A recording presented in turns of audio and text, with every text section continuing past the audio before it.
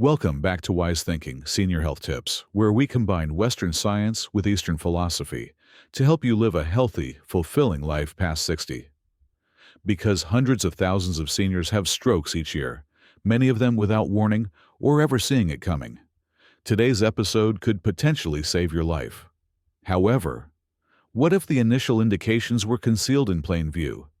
And what if your stroke risk was being subtly increased by certain routine morning behaviors that you have had for years? Someone who has been raising the alarm about this for decades is joining me today. He is still practicing and is over 100 years old.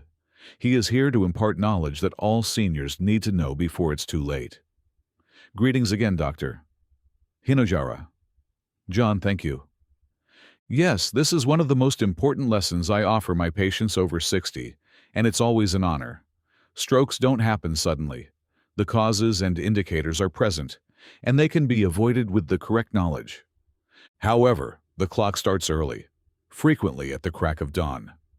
That truly makes me stop because we typically picture a dramatic scene, a collapse, a garbled sentence, a frozen face, when we think about strokes.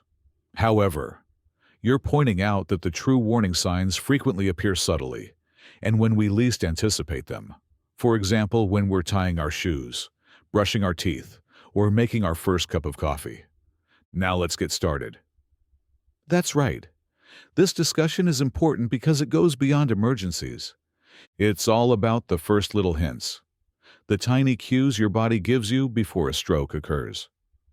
This episode will discuss the initial indicators that most people overlook. We'll also go over the worst morning routines I observe in seniors, some of which may surprise you and subtly increase the risk of stroke. The last two are the most hazardous and often ignored, and I'll tell you that immediately. I therefore implore you to stay with us until the very end if you are over 60, or you love someone who is. Because protection is the goal here, not merely prevention. And each and every modification we discuss today has the potential to transform a typical morning into a momentous occasion. What is the first symptom you advise your patients to look out for, Dr. Hinohara? It's not hurting, it's not lightheadedness. There's something far more nuanced, and it makes it much more risky.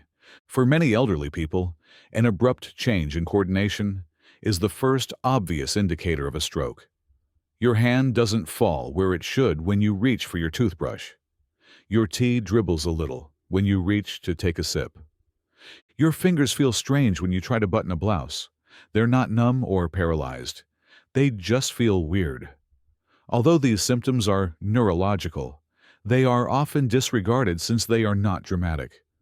Every fluid action is controlled by your brain. Therefore, it is not aging when something feels awkward, slow, or uncoordinated. There may be a disruption in blood flow there. Has this ever happened to one of your patients? I once treated a 74-year-old retired accountant who was quite intelligent. He said, "I've been dropping my keys more often," which is why he came in rather than being ill. "I've been fumbling with buttons," my wife noticed. Perhaps it was arthritis, I thought. I did, however, ask additional questions. A few days earlier, he had similarly forgotten how to spell milk when attempting to compose a grocery list. No slurring, no headache, just blanked. However, there was a problem. He had suffered a minor TIA earlier that week, according to the results of our scan. The following 48 hours were crucial. We changed his prescription, cleaned up his food, and kept an eye on his blood pressure and fluid intake. Because we saw the signal, he never suffered a complete stroke. Isn't that the key too? Stopping it before it's irreparable. That's right. According to a study that tracked patients following TIAs and was published in the Lancet Neurology, the first 48 hours were the most dangerous. A patient's risk of suffering a severe stroke decreased by over 80% if they received treatment during that period. That's how quickly you must take action and alter the course of events. That is very empowering and sobering, because awareness, just recognizing that something is amiss, can practically save your brain. In that case, only if you are aware of what to look for and when. When can we discuss about that? As you have previously stated, the most risky moment for stroke is not during a stressful day. The time is quite early in the morning. Why is that, since your brain awakens before your body does? Additionally, the first hour after opening your eyes is when your body is most vulnerable for the majority of persons over 60. This is the reason. Your body loses water overnight. When you don't drink water for 6 to 8 hours, your blood becomes a little thicker. At daybreak, your levels of the stress hormone cortisol rise dramatically. Blood pressure comes next for a lot of elderly people. A perfect storm is created as a result. That is exacerbated by thick blood, constricted vessels, and an increase in pressure through aged arteries. Most people begin their days in this manner, quickly, distractedly, and with poor habits. Additionally, you have created an environment that subtly triples the risk of stroke. Let's examine their routines, because I am aware that many listeners will recognize some of them. And isn't that the point? Indeed, these are typical, cultural, and even practical. However, convenience might be expensive after age 60. Of all of them, the first one is the most disregarded. Avoiding water. When most elders get up, they immediately go for coffee. Perhaps they pour a cup, check their phone, clean their teeth, and begin their day. However, they don't consume any water. And it's an error, among the largest. Because your blood is like a sponge that has lost its water after 8 hours of sleep. Your blood becomes thicker and more viscous as a result. Additionally, thick blood strains the heart and brain, clots more readily, and flows more slowly. According to a study published in the European Journal of Neurology, 48% of first-time ischemic strokes were caused by inadequate morning hydration. Almost half. Dehydration, not diet, or genetics. So, what advice would you give? When someone wakes up, what should they do, prior to everything else? Warm water, not ice cold, or water at normal temperature, a single glass, prior to the coffee, prior to the pills, before to the news. You are not only rehydrating your mouth, but also your brain. That strikes me more forcefully than I anticipated, because I consider the number of mornings I've begun with just coffee. No pause, no water, directly into cortisol and caffeine. And I'm aware that I'm not the only one. You're not. The majority of people do it. However, your brain does not prefer to be stimulated first. It desires circulation. And the coffee is just the beginning. Hydration is the first step. It's so logical. Additionally, I like that your strategy isn't based on fear. It has to do with function. You're demonstrating to us how to support the brain's natural efforts. That's right. The body desires to recover. The brain desires to flow. We just must cease interfering with it. Okay, let us proceed. After the age of 60, what is the second morning habit that increases the risk of stroke? There is hardly any discussion of the second habit. However, I frequently observe it in my elderly patients. It's spending too much time in bed before getting up, sitting still for 20 to 30 minutes without moving, scrolling through your phone, or simply remaining still. Your blood vessels become less elastic after the age of 60. Blood collects in the lower body if you spend hours lying down and then sit still, especially without moving. This slows the heart's return. It lowers blood flow to the brain. Additionally, it may be the trigger for a person who is at risk for plaque or clots. We consider lying in bed to be a restful activity. Therefore, that is surprising. However, are you implying that it is a vascular bottleneck? That's right. Recirculating blood that has been accumulating requires more effort from the heart. Additionally, those first movements may cause blood pressure to rise if there is a clot in one leg, or if blood pressure spikes. Because there was no appropriate transition from lying to straining, I have witnessed strokes occur in the restroom. What is the safer option then? Get up gradually, but get up early. While still in a supine position, perform ankle rolls. Show off your toes. Do neck rolls and shoulder circles after you sit up. Get to your feet slowly. This causes the blood to gradually and safely start flowing upward again. The body can be prepared for a more safer morning with just 2 minutes of mild activity. It's such an easy change. And once more, it's wiser, not scary. That's the true meaning of longevity. Little things have a tremendous influence. Since I know that almost everyone I know is impacted by habit number 3, particularly retirees, let's talk about it, indeed. Skipping breakfast is the third practice that increases the risk of stroke after age 60. I'm not referring about a large breakfast, however. Any breakfast, that is. Too many elderly people get up, take their meds, sip coffee, and go without food. They claim to be trying to intermittently fast or to not be hungry. However, that can be dangerous after 60, particularly for the brain. Why is that? I believe that fasting was a beneficial practice. Younger bodies with steady blood sugar and a robust hormonal rhythm benefit from fasting. However, the body is more susceptible to hypoglycemia, or low blood sugar, after the age of 60. The brain is the first organ to suffer when that occurs. Glucose powers the brain. Not much can be stored in it. You are setting yourself up for dizziness, mental fog, or worse, a vascular event if you are already dehydrated and then skip meals, especially if you are taking medicine for diabetes or high blood pressure.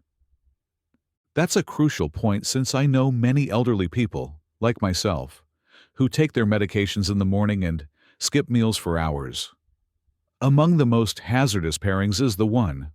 I've observed a lot of stroke cases in folks over 65 that linked stress, medicines, and missed meals.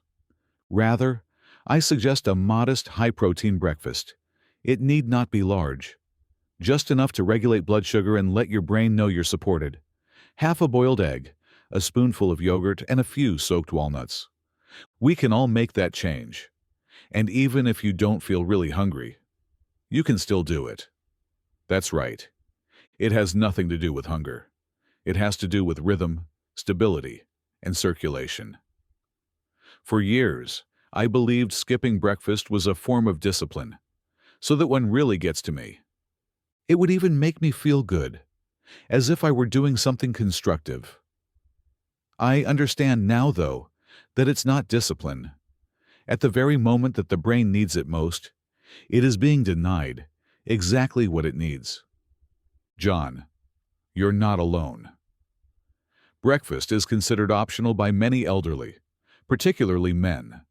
However, when it comes to circulation, nothing is negotiable after age 60. This leads us to the fourth habit, which is rushing into stress. You seem to be unsure of what that means, based on the expression on your face. Tell me, it include bickering with your spouse about the day's itinerary before you've even had water, reading emails at the breakfast table, and checking the news before your feet reach the floor. This is problematic since the brain is vulnerable after sleep. It hasn't yet completely transitioned into cognitive mode. You're already at the peak of your cortisol. Naturally, your blood pressure is rising. The physiological stress is increased if you add mental strain to the situation. Over 93,000 participants were tracked for more than 10 years in a 2015 study that was published in the journal Stroke. Even after adjusting for blood pressure, age, and smoking, it was discovered that people who had severe psychological stress early in the day had a considerably higher chance of having a stroke. What's worse is this: those over 60 were at the highest risk, and this danger was highest during the first 3 hours of awakening. Therefore, you are adding more stress to a body that is already tense when you get up and grab your phone or start your day without making room. Create a buffer instead. 10 minutes of silence, stretching, going for a stroll, or simply sitting quietly with your tea and not moving. Before you overload your brain with chores, give it time to settle. This isn't a luxury, Neurological hygiene is what it is. I used to believe that stress was merely an emotional state that you may have vented and moved on from. But that study you described truly made me think differently. But learning that it physiologically prepares the body for a stroke, particularly in the morning, alters my perspective on every alert, every news story, and every hurried discussion. We've finally reached the moment we've all been anticipating. At the beginning of this episode, you mentioned that the final habit may be the most harmful and neglected. So let's discuss it. What is the fifth morning habit that silently raises the risk of stroke and that so many seniors continue to ignore? Stillness, not the tranquil sort, is a single word that serves as the basis for all the others. When I say physical inactivity, I mean waking up and then sitting on the couch, at the table, or on the bed for the next hour or two without moving or moving around much. I believe we're all guilty of that, particularly after retirement. You get up, make a cup of coffee, and read the newspaper perhaps. It seems typical. Even the feeling of relaxing into the day is helpful. However, you're arguing that being still might be harmful. Yes, particularly after the age of 60, when your blood is already more likely to clot. Blood is not as readily forced upward by your veins. Moreover, the vascular system slows down in the absence of movement. Pooling zones form on the legs, and the majority of clots start there. This has been observed in hospital environments for years. Sedentary post-operative patients have a significantly higher chance of developing deep vein thrombosis. However, many individuals are unaware that regular seniors are also at risk. Even though you're not in a hospital bed, your body won't be able to distinguish the difference if you spend a lot of time sitting down as soon as you wake up. That's depressing, since we tend to think that doing too much is dangerous. This, however, is the reverse. It's the peril of inaction. That's right. More than 8,000 persons over 60 were followed in a research that was published in Circulation. Even if they worked out later in the day, the risk of stroke was doubled for those who were sedentary for more than 9 hours a day. Why? Because movement isn't the only factor. It happens when you move. So the window is the first hour after waking up? The window is that. You start circulation if you move early. Your body believes it is still at rest if you remain still, even though you are telling it that the day has begun. Even while it may seem innocuous, that stagnation turns out to be one of the best indicators of stroke in later life. What is the solution then? Nothing drastic, no treadmill. Don't perspire. Light movement for about 5 to 10 minutes.